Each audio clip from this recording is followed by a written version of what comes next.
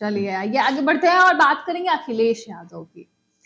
सपा के एक प्रवक्ता हैं और उन्होंने एक पोस्टर जारी किया है। अगर हम बात करें, फखरुल हसन चांद सपा प्रवक्ता हैं, इन्होंने समाजवादी पार्टी के कार्यालय के बाहर अखिलेश यादव का पोस्टर जारी किया है। भावी प्रधानमंत्री बताते हुए उन्होंने उनको जन्मदिन की हार्दिक शुभकामनाएं दी है।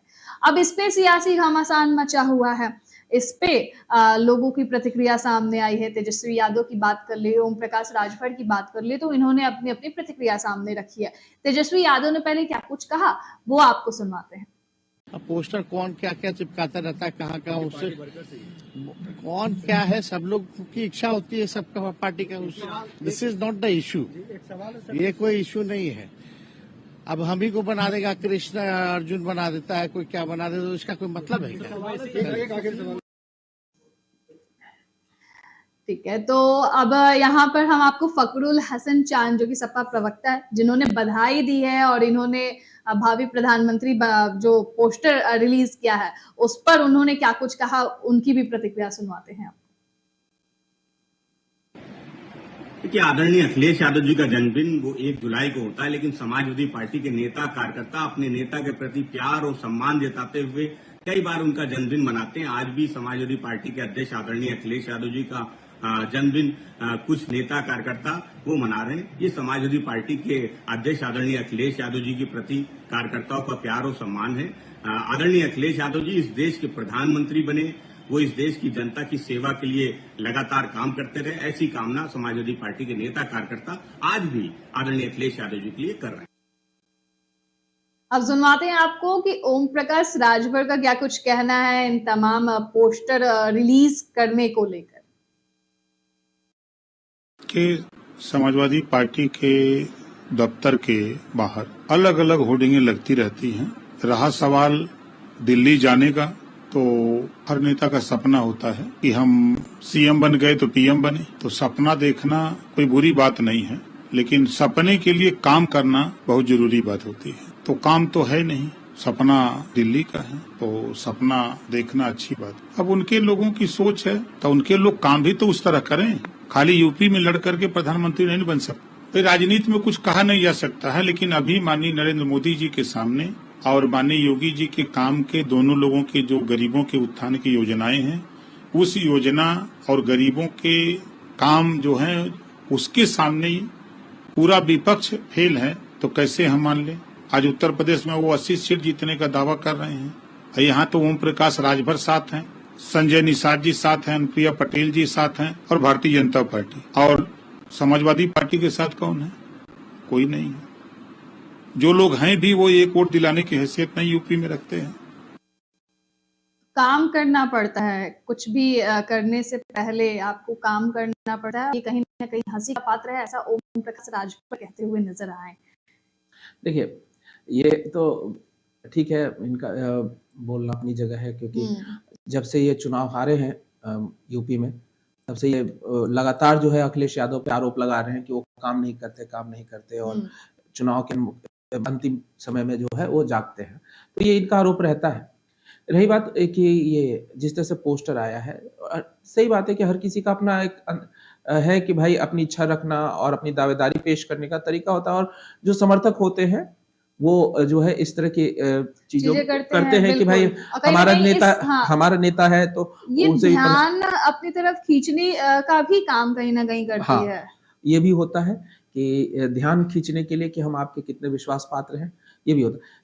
ये एक आम धारणा है, मैं पहले बता रहा हूँ, ये एक आम धारणा है।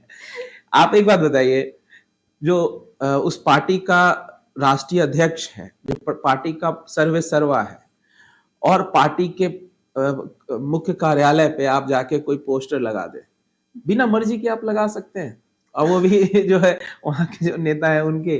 तो लेकिन बात भी है। हाँ, तो ये चीजें जो होती है ये इसलिए किया जाता है कि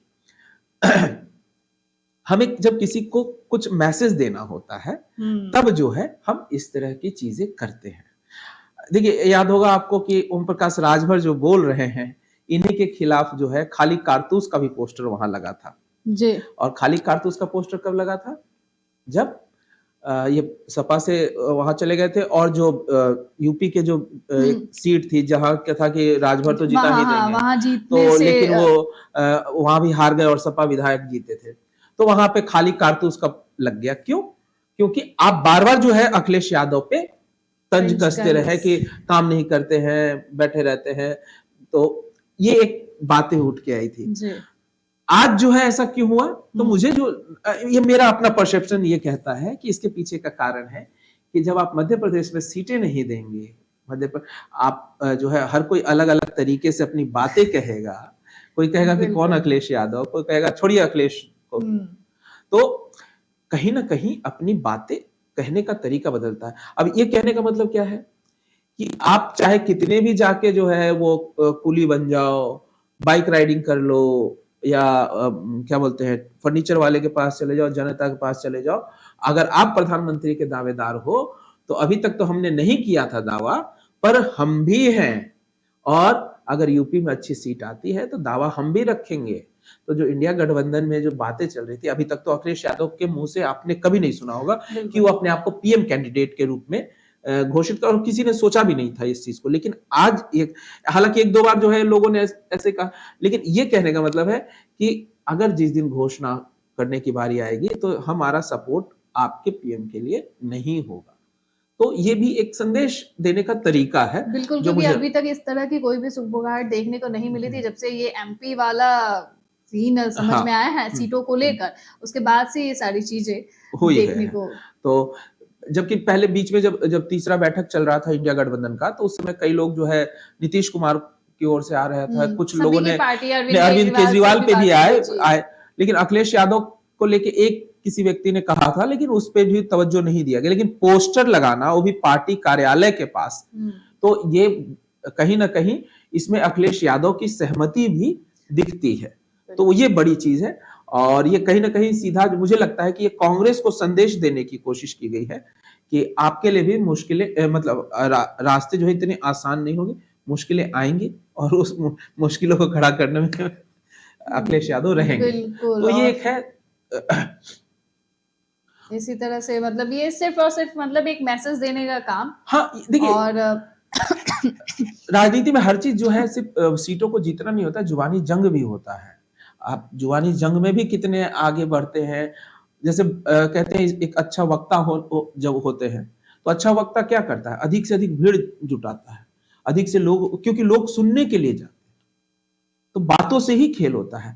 उसी तरीके से जब कोई वार करता है तो उसका जो है जवाब देना भी जरूरी है। राजनीति में यही चीजें होती है, क्योंकि अगर आप जवाब नहीं दे रहे हैं तो आपके समर्थक जो है कहीं ना कहीं वो आपसे दूर भागते हैं। उनको लगने लगता है कि आप, हमारा नेता जो है कमजोर है, आप कैपेबल कैपेबल नहीं है, कमजोर है, और कमजोर के साथ कोई खड़ा नहीं होता है। तो वैसे कंडीशन में ये जरूरी होता है कि आप जो है समय समय पर अगर कुछ होता है तो आप उसका जवाब दे, और भरपूर अंदाज में दे, जिससे कि आपके समर्थक कम से कम आपके साथ तो रहे ही रहे। और कार्यकर्ताओं और समर्थकों के बिना कोई भी चुनाव नहीं जीता जाता है। तो मुझे लगता है ये अपने कार्यकर्ताओं को भी जो है कहा जाए थोड़ा मनोबल बूस्ट करने के लिए भी इस तरह की चीजें की जाती है। हालांकि कांग्रेस को तो जवाब देना ही था, तो ठीक है। देखते हैं इस पोस्टर का क्या मतलब, और सियासी मतलब और क्या कुछ निकलता है।